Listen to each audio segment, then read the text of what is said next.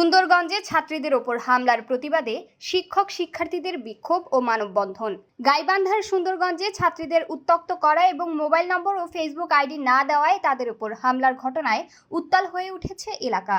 দোষীদের দ্রুত গ্রেপ্তার এবং দৃষ্টান্তমূলক শাস্তির দাবিতে আজ বিক্ষোভ মিছিল ও মানববন্ধন করেছে স্থানীয় একটি শিক্ষা প্রতিষ্ঠানের শিক্ষক ও শিক্ষার্থীরা। সুন্দরগঞ্জ উপজেলার বামনডাঙ্গা এলাকায় এই ন্যাক্কারজনক হামলার ঘটনা ঘটে। জানা গেছে, বেশ কিছুদিন ধরে স্থানীয় কিছু বখাটে যুবক বিদ্যালয়ে যাতায়াতের পথে ছাত্রীদের উত্ত্যক্ত করে আসছিল। সম্প্রতি ছাত্রীদের কাছে তাদের ব্যক্তিগত মোবাইল নম্বর ও সোশ্যাল মিডিয়া আইডি দাবি করে তারা। এতে রাজি না হওয়ায় বখাটেরা ক্ষিপ্ত হয়ে ছাত্রীদের পথরোধ করে এবং তাদের উপর হামলা চালায়। এ ঘটনার প্রতিবাদে আজ সকালে উপজেলার প্রধান সড়কে জড়ো হন শত শত শিক্ষার্থী ও শিক্ষক। দীর্ঘ সময় ধরে চলা এই মানববন্ধনে অংশ নেওয়া বক্তারা ক্ষোভ প্রকাশ করেন। তারা বলেন, শিক্ষা প্রতিষ্ঠানে যাওয়ার পথে ছাত্রীদের নিরাপত্তা নিশ্চিত করা প্রশাসনের দায়িত্ব। অভিযুক্তদের দ্রুত শনাক্ত করে আইনের আওতায় না আনলে তারা আরও কঠোর আন্দোলনের হুঁশিয়ারি দেন।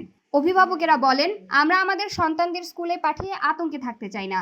যারা এই ধরনের কাজ করেছে তাদের এমন শাস্তি হতে হবে যেন ভবিষ্যতে কেউ আর এমন করার সাহস না দেখায়।